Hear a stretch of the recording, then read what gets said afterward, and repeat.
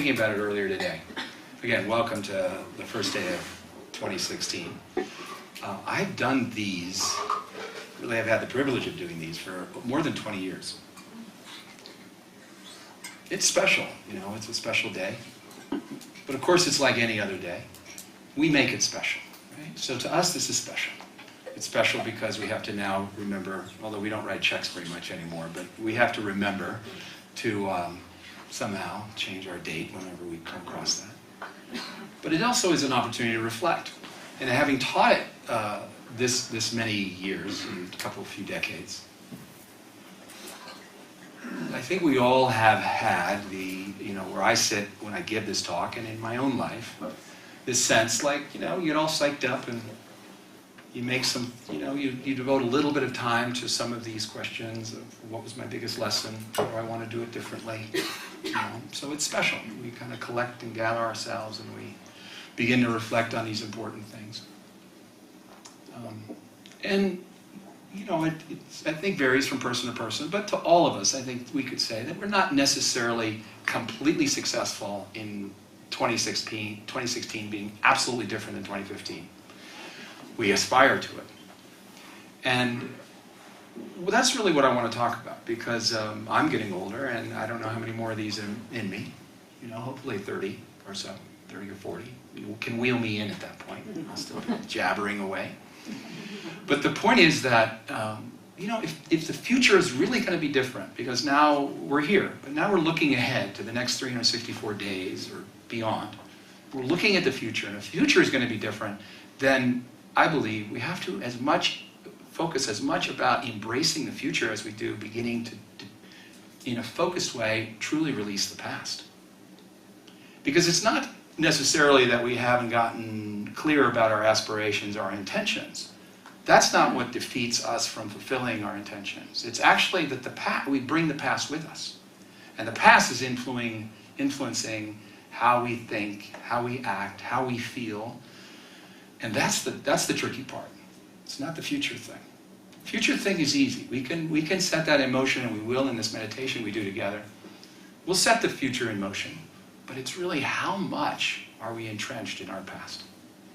And that's what, again, I wanted to speak about, because there is some things to talk about. I'm going to borrow a little bit from the last talk I gave at the Enlightened Life series, actually, and in which I spoke specifically about this word non-attachment and surrender. Surrender is something that I think everyone in this room has either had moments where you thought, oh yeah, I got to practice some of that. Or you've literally felt the benefit of letting go. Okay, so you aspire to surrender, you've successfully surrendered, but the reality is it's not really something you do, it's the result of something. I'll often say that, for example, that forgiveness is not something you do, forgiveness is what happens when you've done a bunch of other work. And that moment happens where, I'm no longer carrying the burden, the anger, the frustration, the disappointment. Something has happened, I've done something, and that might be prayer, meditation, mantra, yoga, might be extreme sports, I don't know what's done it for you, climbing, dancing, making love, something, and we begin to treat ourselves in the right way, and something starts to click, and we look back and we go, wow, I've walked past that.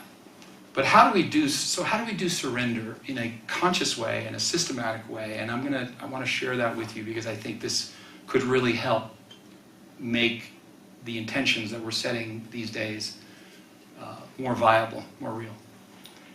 And initially, I will tell you that they don't seem quite so intuitive. They might even seem a little counterintuitive, because they don't seem to speak to this idea of absolutely letting go. So what I'm going to ask you to do is think about these things, and we're going to invite them in this meditation. So the first thing I'm going to ask you to consider, if you really do want to strengthen your capacity to let go of your past and the things that are challenging you and keeping you from embodying more of the future that you want to achieve and live, number one is to begin to take responsibility for inertia. Your own inertia. And a lot of stuff comes under this heading. So if you will, bear with me. So habits, for example. Habits that aren't serving you, that you continue to do. this idea of relinquishing self-responsibility is a kind of inertia, waiting for life or someone to rescue you. Sorry, I'm going right to the heart of the matter. I'm not pulling any punches. What are you waiting? Are you waiting for life to rescue you? Are you waiting for someone to rescue you? For suddenly the relative you didn't know you had dropped $2 million in your bank account. Part of that is relinquishing self and also self-responsibility. So number one is really looking at taking responsibility for yourself, understanding the areas or the pockets of your life where you're not fully awake. And this could mean daily practice, it could mean certain beliefs and expectations you have about others. And what I'll ask you to do is not just today, in the context of this short meditation we'll do, but over the coming weeks to really consider, where is inertia in my life playing a role in keeping me where I've been? It's this idea of stagnation. That's number one. We'll just start there. Number two. Number two is, if you will do that step, what will start to happen is you're going to have more energy, more clarity, more energy, and more clarity. And so now what starts to happen is you can begin to penetrate the symptoms that are related to what causes you stress, and you can penetrate to the causes of what is causing you stress. You know, most of the disappointment we feel in life is not actually the source of what is causing us pain. The source is deeper. And so really what this means is understanding what are the real causes and sources of what's holding me back. What are my real challenges? There are obvious things. Obviously, you know, your wife isn't quite perfect yet in your eyes. That's why you're not happy, or in her eyes, that's why she's unhappy, is her husband's not yet perfect, or the world is not yet perfect, or our financial situation is not yet perfect, or the students I teach aren't perfect yet, or my boss isn't perfect yet. And so these are all fantastic reasons to be pissed off, and to be fed up, and to be disappointed. And what I'm asking you to do is to look at the actual causes of what those symptoms or those conditions are bringing up. And when we start becoming clear about that, and in a way, I think really what I'm saying is pay attention to what really needs to be paid attention to. People will disappoint you. Life will disappoint you. People won't measure up to your expectations. But when and where, you know, to the extent that we take responsibility for what really is upsetting us, and we look deeper, that's where we need to aim our focus. Not at trying to change anyone else, but ourselves. Now again, I want to contextualize this, and this is definitely the most downer New Year's talk I've ever given. It is. Yeah, someone's cheering in front for this downer, too confrontational kind of discussion. But if we really want to shed the past, these are the most powerful steps I've ever come across. And they're all, you can look across the planet. I mean, we're here at an amazing resource. Go down in their bookstore. I'm sure there's at least 20, 25 books on implementing what I'm talking about. One, breaking through inertia. Two, beginning to have a clearer understanding of what's obstructing you. Okay, and taking responsibility for it. And when we start to do that, something really fantastic starts to happen. We can really then begin to understand ourselves.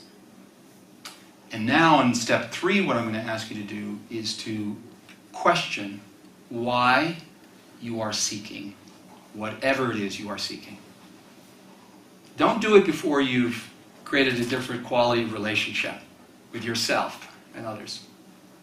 Don't do it before you've decided, that's it. I've been putting off such and such that will be beneficial for me for years. I'm going to take responsibility for it. That's this inertia piece. Once you've conquered some of this inertia, once you've begun to penetrate into the real causation, the source of the stuff, not the superficial stuff that's getting you upset, now ask yourself, why am I seeking what I'm seeking? Now, this is a purely secular environment. We're not here with one seeking source. You know, although there's some lovely things here, they're very multi-denominational here. We have Tibetan, we have Indian, all sorts of stuff is going on here. Yes, and Asian, all sorts of stuff is going on. So you could pick your choice. Just, I've got my favorites, but you don't have to follow me at all on this. He's over here somewhere. But my point is, whatever you seek, whether it's your sense of self or truth. A few weeks ago I was hanging out at a dinner with a few people I don't know very well, and it turns out they were Buddhists. And we had a very rich conversation because we come from a different kind of orientation. And they're seeking emptiness. Great. It's the kind of exact opposite model of mine. Almost the exact opposite. And yet, if you're seeking emptiness, ask yourself why you're seeking emptiness.